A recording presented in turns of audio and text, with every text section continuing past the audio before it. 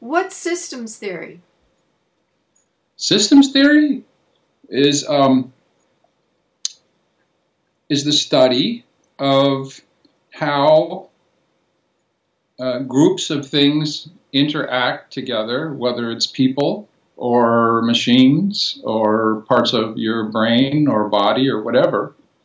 And it turns out there's various, there's been a lot of discoveries around that.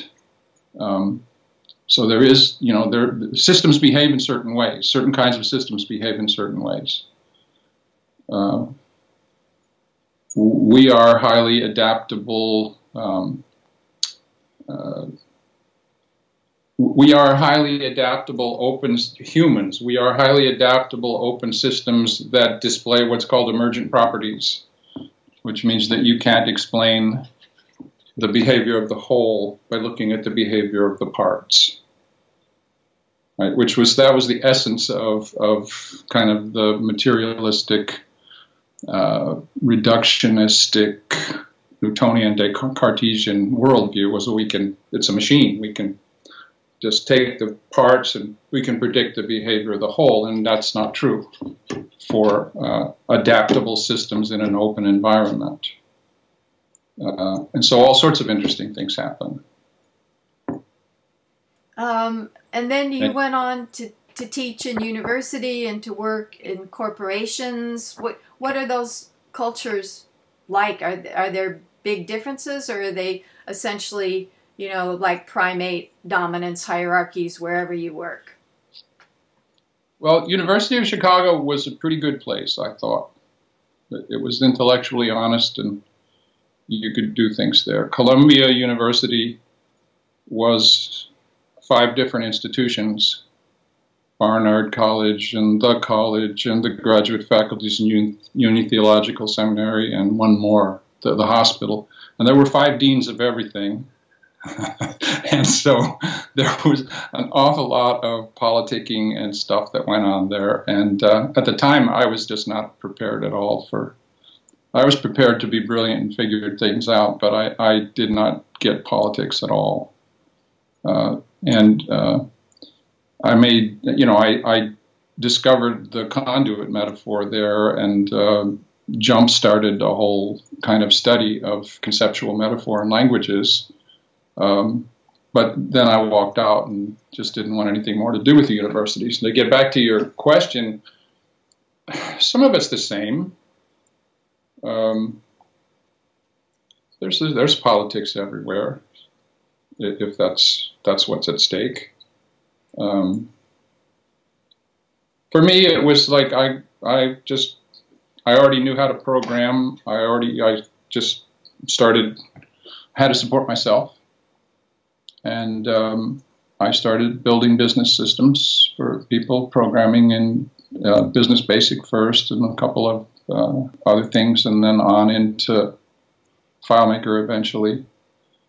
And what draws everything I do together is metaphor, systems, symbols, all leading to the systemic qualities and behavior of trauma. So it seems it spreads over a wide area, but that's what holds it together. Got it.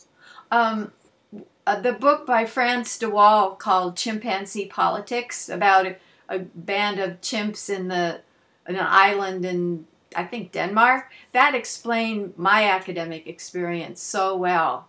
It was just perfect. The dominance hierarchies, the fluffing up, looking bigger, where you sat, was your office big or little, or windows or not. So I think it's probably the same in any place where there's humans working together. I think I experienced less of it in the business world. It was more pragmatic and it was more grounded. I don't think that I think the universities have been failing at their teaching job for a long time. They are not teaching people to think. They're, imparting bodies of knowledge, but they're not teaching people how to use them. They're not teaching people how to sit down with somebody that they don't agree with and come to some sort of understanding or consensus. And you can see that all over the world right now, big time. So if you were made the president of Columbia and all its colleges, how would you implement that kind of policy that students learn to think and apply? I don't know. University of Chicago was famous for something called the Great Books Program, which I was very happily exposed to at the University of Santa Clara, which was a Jesuit institution in California.